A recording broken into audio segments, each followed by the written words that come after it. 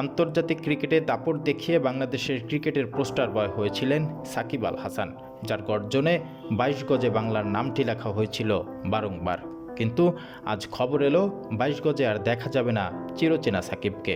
কারণ হিসেবে বিসিবি বলছে অক্রিকেটীয় কারণে আর খেলতে পারছেন না সাকিব।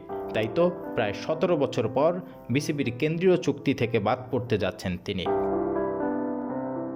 ২০২৫ সালের কেন্দ্রীয় চুক্তির জন্য যে খসড়া করেছেন নির্বাচকেরা, সেখানে নেই বিশ্বসেরা এই অলরাউন্ডার। এদিকে নতুন এই খসড়া তালিকায় ৩ ফরম্যাটের চুক্তির জন্য রাখা হয়েছে ৫ ক্রিকেটারকে, যেখানে নেই সাকিব আল হাসান।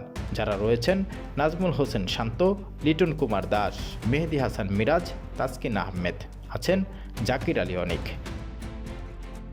টেস্ট ও ওয়ানডের চুক্তিতে থাকছেন মুশফিকুর রহিম ও নাহিদ রানা। শুধু টেস্টের কেন্দ্রীয় চুক্তিতে থাকতে পারেন ৪ ক্রিকেটার। সেই তালিকায় আছেন মমিনুল হক, তাইজুল ইসলাম, সাদমান ইসলাম ও খালেদ আহমেদ।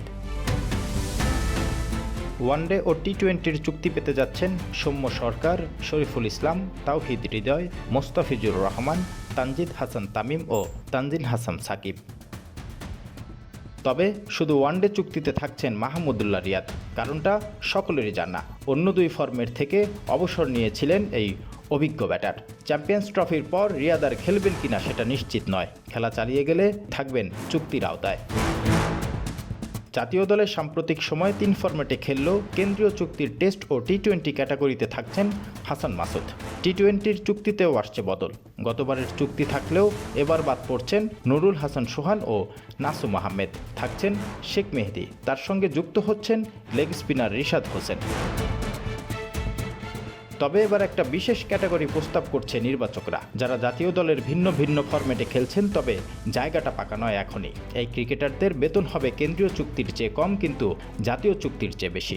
সম্ভাব্য সেই সংখ্যাটা ১ থেকে সোয়া লাখ টাকা।